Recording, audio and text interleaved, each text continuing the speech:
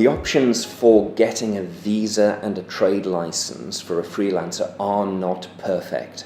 I know that trade associations like ILEA, the Independent Live Events Association, and also the IAA's Production Forum in the UAE are working hard in talking to the authorities to try to persuade them of a better way of providing visas and trade licenses for freelancers. But until that happens, we have to do a self-fix. So what are the options?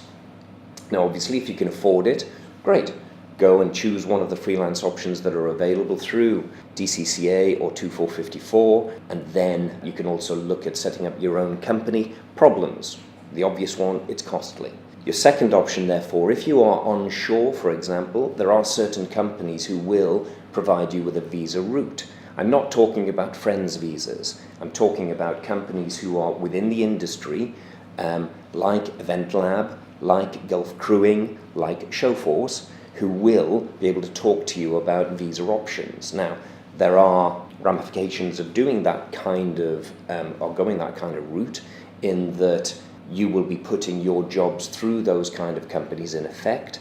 But it's worth talking to those kind of industry-based companies about the solutions that they can offer you, particularly where they're working onshore. Your other option is, again, self-help, it's self-fix. If you're setting up your own company, you in effect are going to be able to create a trade license that's going to allow you to do what you want within your industry. Many people normally will say, as a freelancer, I can't afford to set up a company, and normally that would be true. But if you look at clubbing, there are certain ways of getting people together and then going to set up a company together. What you're doing there, in effect, is reducing the cost that otherwise an individual would carry on their own. It isn't a perfect solution, but it is a solution.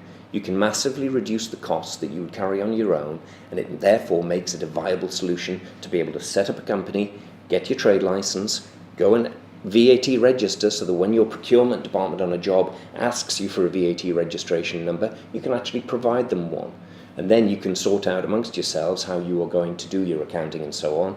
And then you run under your usual trade names that you operate in the marketplace. It is a doable way of operating. It does give a solution. So there are ways of doing things. We don't live in a perfect world so far as the freelance market is concerned, so we have to do the best we can, and self-help is what we've got at the moment until the government provides us with a workable solution.